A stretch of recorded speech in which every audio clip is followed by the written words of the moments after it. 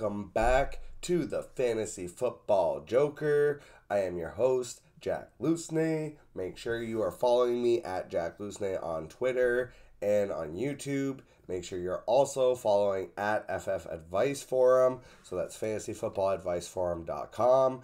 You're definitely going to want to go and check out the website. It's only $2.99 a month. That is nothing these days, and for the amount of content that you're getting, it is an excellent value. You will be able to get access primarily to the community, so you're able to post your leagues, join other leagues. That's definitely the biggest thing, but also always adding new content, new podcasts, articles going up all the time. There's new writers joining all the time. It's definitely a growing thing, and so you definitely want to be able to get in on the ground floor. Again, only $2.99 a month. That is nothing. Make sure you go and sign up ASAP. I'm definitely doing this one in shorter reps today because I am coming off a long trip to the USA. I went and I got married and I got a new dog. And we had a 20-hour drive over 3 days back. I didn't actually have to do the driving part, so I shouldn't actually complain that much, except that as a Canadian, having to deal with the 90-degree heat down in Iowa, Illinois, and Indiana, I got roasted, burnt to a crisp, got heat stroke, so that was a lot of fun. So yeah, a lot of us Canadians don't do well in the heat. Some of the older ones, the snowbirds that like to fly out to Florida maybe, but definitely not me. So we'll be putting in some shorter reps here. If you notice a couple weird breaks, no big deal. This is just a special Monday episode. I just want to come back on, get in touch, and I thought it would just be a fun little exercise to just talk about some players that are from the places that I was visiting in the USA. And so we'll start with Iowa, because that's where I spent most of my time. My wife is from Des Moines, Iowa, and so we'll talk about basically tight end U, because the three players that I found right away were TJ Hawkinson, that's obvious. George Kittle, again, that was obvious. But then Noah Fant. I kind of forgot about Noah Fant. So we'll start with TJ Hawkinson. And the Hawk definitely had an up and down career while he was in Detroit. But if you look at the games that he played, basically as soon as he got to Minnesota and started hooking up with Kirk Cousins, who will be featured later in this little exercise, he definitely became the secondary target. He was ahead of even Adam Thielen before Thielen ultimately left via free agency. And so now the fact that Thielen is gone just only opens up those target share more. Even with the drafting of Jordan Addison, that doesn't really concern me. It definitely takes rookie wide receivers generally a bit longer to acclimate than, say, running backs, for example. So I definitely expect TJ Hawkinson to essentially be the secondary piece of this offense. I definitely think he's going to have over 100 targets, over 1,000 yards, and he could definitely flirt with double-digit touchdowns because that's kind of what Adam Thielen was known for, and if he fills that role in the end zone, that's going to make him an absolute must-have. And right now, he's actually going off the board. Even it can vary, but sometimes I'm seeing him go after George Kittle. And in Dynasty Leagues, I guarantee you I would rather have TJ Hawkinson just purely on the age factor. And so if we look at George Kittle I love in redraft, but if you're talking about Dynasty, this is the time to sell, I think, on George Kittle. So if I say that, but it's like I bought George Kittle, but then I traded him for what I felt like was more value than I could have got for what I traded for him. So for some people, they might be worried about the age, and you might be able to get a bit of a buy low. So in this instance, I had a late rookie pick. I think it was like the 110 or something, like maybe the 108. It was after all of like the main players that I would have wanted would have already been off the board, and they did in fact go off the board. So that turned out to be like the correct decision. But essentially, it was just a straight up, I'm giving you this first rounder, and you're gonna give me George Kittle. And then I was able to turn George Kittle into, I think it was DeAndre Swift and a pick. And I know a lot of people aren't, as big on Swift, and he's had a lot of trouble with injuries, but he just has massive upside. If he can stay healthy and get a fresh start, now that he's out of Detroit and he's in Philadelphia running behind that offensive line. I mean, I know Detroit was really good last year and their offensive line was good too, but I just feel like they wanted Swift to be a little bit more of a hammer than he's actually meant to be. I think Philadelphia potentially could unlock Swift, and if he can just stay healthy, he is going to be a monster for that team. So I'm really, if you can get the value for George Kittle, now is definitely the time to trade him, because his playing style and everything, he's the kind of tight end that is going to probably go out a little bit earlier. I don't see him like a Travis Kelce, who, if you actually watch Kelce play, he'll take a lot of bumps, but guys are kind of, bumping off of him, and a lot of times he's, in a sense, avoiding contact, whereas Kittle is straight up embracing that contact. He's trying to run guys over, and that's what takes a toll on your body over time. And then Noah Fant, I just want to talk about as like a sneaky little option, because he's just kind of the forgotten man there in Seattle. And with the addition of Jackson Smith and Jigba, people are acting like Noah Fant has no value. But I mean, he's there for a reason. He's a move tight end. Geno Smith only has 1 year basically as being like a very productive quarterback. And if you look at that 1 year, he actually relied on Fant pretty decently. He had about 500 yards and I think 4 touchdowns. So with how late you're getting Noah Fant, I just think he's a nice little tight end too that you can sneak in at the end of your draft. And, maybe if there's, unfortunately, if something happens to maybe Tyler Lockett, or just anything, and even as the fourth option potentially, and, while Jackson Smith and Jigba is getting acclimated to the NFL, because like we said, rookie wide receivers are just going to take a little bit longer, Noah Fant can just be like a sneaky little option for you. Maybe he gets 5 for 45 and a touchdown, but from a tight end, that's like, that's a top 10 tight end week. So just wanted to talk about Noah Fant a little bit. And then, so when we left Iowa, we basically drove from Iowa through Illinois, through Indiana just a little bit, and then up through Michigan.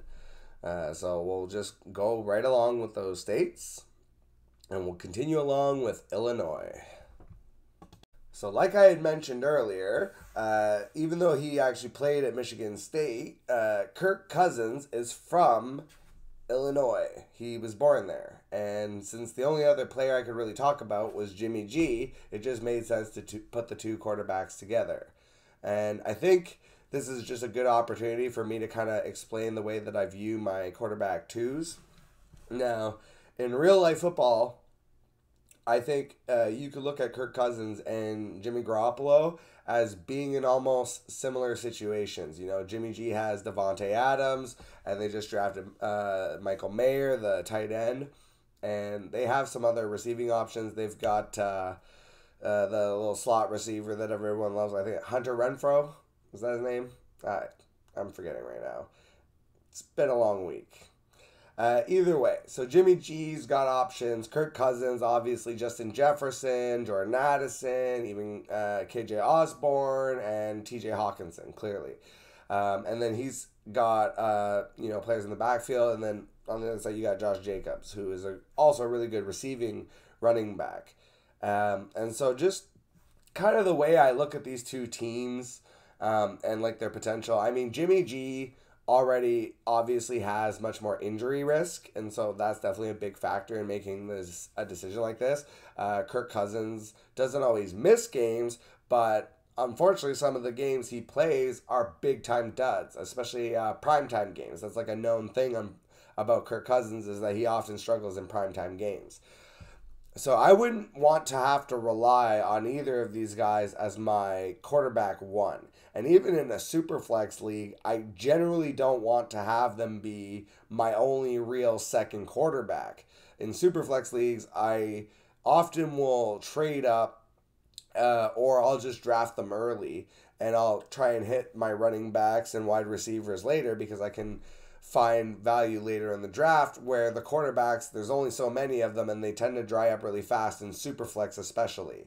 So oftentimes, my first 2-3 rounds even, I'll just take the 2-3 best quarterbacks that are there and I'll figure out the rest later. But then when it comes back to, if I only took two, for example, so a lot of times, I'll give you a perfect example. In a recent draft that I did, I had drafted Joe Burrow and then at 1.3, and then someone put the 1.4 up. And so immediately I just was like, well, I'll just go ahead and trade for the 1.4. And I ended up doing, I think it was my second, my third, and next year's one to get up to 1.4, and I took Jalen Hurts. So now I've got Burrow and Hurts. That's a perfect situation where, okay, now coming back to the 8th round, give or take, or even a little bit later sometimes, that's where I'm going to take Kirk Cousins because now I have 3 solid options that I can cycle through based on matchups, basically. Because I still, Kirk Cousins not matchup proof. Jalen Hurts to a degree you could argue is. Joe Burrow you could argue to a degree is. But it also then, you're not having to rely solely on Kirk Cousins in QB2. God forbid if an injury happens, like we saw last year with Jalen Hurts, you're covered. And so those are the kind of situations. But then if you're in a single quarterback league, Kirk Cousins, beautiful, beautiful guy to grab late as your quarterback 2 option. So that's basically like, you don't want to be spending a lot on your quarterback 2. I feel like the way to pivot, because 0 running back has become kind of the way of the world in fantasy. It's been so popularized that a lot of fantasy managers are just playing wiser and realizing that the injury risk associated to running backs makes them a lot riskier to draft early. And so running backs, are getting pushed down to a degree where I am finding that there's gonna be valuable runners in RBBC, so running back by committees, that are gonna be able to give you spot starts. So like Samaje Perine is like a perfect target because I just don't see any way that Javonte Williams, based on his injury, which was really bad, is going to be ready for probably even the first 6 to 8 weeks of the season. And so you get all of that where it's going to be largely Samaje Perine getting that work. That's the kind of value that, and a guy like Damian Harris, James Cook is the hotness right now, but Damian Harris, he's only 2 years removed from a 1,000-yard season. He's exactly the type of runner that the Bills love, and I could definitely see him being the red zone back for them, where James Cook is going to be the Lightning, he's going to be the Thunder. And so I've been getting lots of shares of Damian Harris late in my drafts as well. And there's tons of values like that all over the league. And then with the rookies that came in, Devon Achane, I have been smash. I think Achane, is it Achane? I don't know. I say Achane because I just think it sounds better. So Devon Achane, I think he's definitely maybe starting to be the player that I just have the most shares of in general. Definitely rookie shares. I've gotten him in almost every single rookie draft that I can, but I'm very high on him. You're telling me basically in Mike McDaniel's offense, you're going to give me Tyreek Hill at running back? Sign me up all day, every day, because he's going so late that even if it doesn't work out, it's not going to hurt my team. But if it does work out, he could end up being that kind of explosive player where you kind of just throw him in your flex on a good matchup, or when they're having like a game against like the Chiefs or like one of these high scoring teams, just kind of throw him in there, and he's also the kind of player where if I took solid running backs early, so for example, I'm in a vampire draft as we speak, and in that I took Najee Harris and I took Miles Sanders. And so those to me are kind of like safer options. And so I wanted someone with more upside. That's where Shane comes in because he's competing with Jeff Wilson and I think Raheem Mostert, is it still? I mean, he doesn't have true competition in that backfield. It should be relatively easy for him to take over. And I'm not expecting him to be a workhorse per se, but if he's going to get 15 explosive touches during the game, and especially if we'll see what he can do in the receiving game. If he starts getting 3 to 5 receptions a game, forget about it. That's smash every day, all day, especially that late in drafts.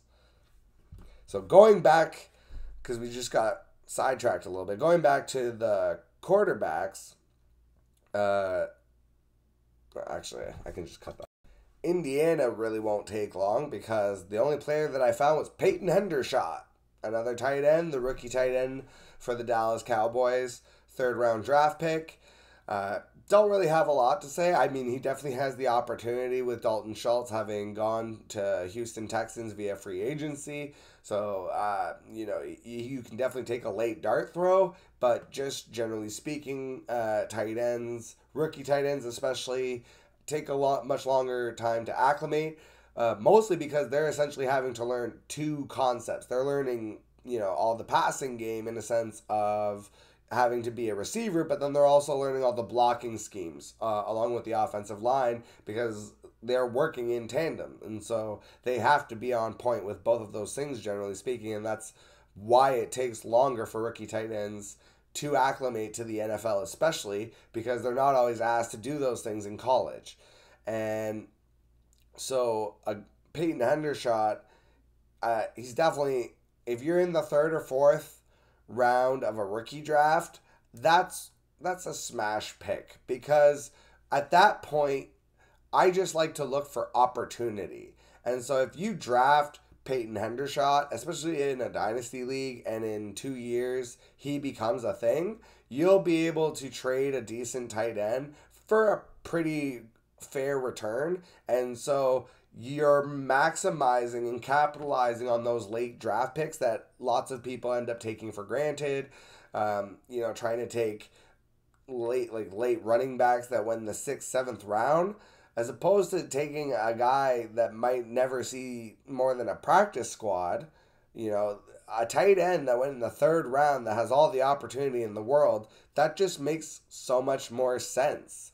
So he's definitely someone that I would consider, especially in that, late 3rd, early 4th round of rookie drafts, depending on the size of the league. And finally, we have Michigan. So Michigan, honestly, Michigan's really known mostly for their defensive players, Aiden Hutchinson and so on and so forth. But I'm just going to talk about the Lions because the Lions make me sad. And here's why. I think they did the most to do the least. The whole running back situation with the Lions has me absolutely flummoxed as to how they could have possibly made that decision. I don't think Jahmyr Gibbs is going to be exponentially better than DeAndre Swift. Hopefully he can stay healthy even though he's smaller than DeAndre Swift.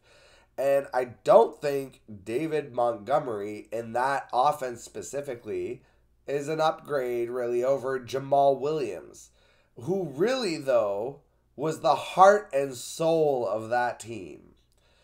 And if when they go into next year, Dan Campbell, I love Dan Campbell as a coach. And so I almost think, it almost makes me wonder if maybe to a degree Jamal Williams almost overshadowed what he was supposed to be and Dan Campbell himself. I don't think that's really what it came from, but It just made no sense to me. If I'm a general manager, there's not any chance that I would have let Jamal Williams go to then just only replace him. Like, I love David Montgomery. I have always been a big fan. I was big on him when he was drafted to the Bears. I thought that was a great situation. I just don't see how going to the Lions is. I mean, you hope that he can fill what Jamal Williams did, but Jamal Williams had 17 touchdowns. I rode Jamal Williams. I didn't win, but I got to the semifinals because he was one of my late draft picks that I took in lots of places. Because just when you watched Hard Knocks, you knew that he was gonna be good for that team.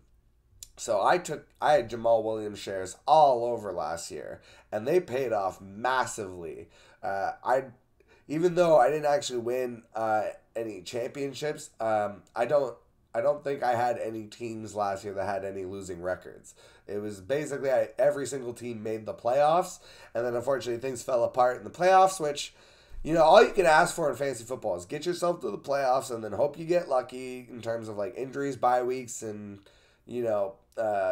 blow up games and that kind of thing. That's more where I feel like the skill is in drafting, and then those early waivers and trade acquisitions, and by the time you get to the playoffs, things are mostly set, and you just ride it out and hope for the best. So that's what we're gonna do today. We're gonna ride it out and hope for the best. I hope you guys enjoyed this special little bonus episode. I'll be back later this next week with a full episode. I'll be continuing the ABC Short Player Profile series, and I'll be doing a special appearance on a podcast with the Fantasy Football Mad Scientist. So make sure that you go and check all of us out on Twitter and on YouTube. So that's at FF Mad Scientist, at FF Advice Forum, and of course,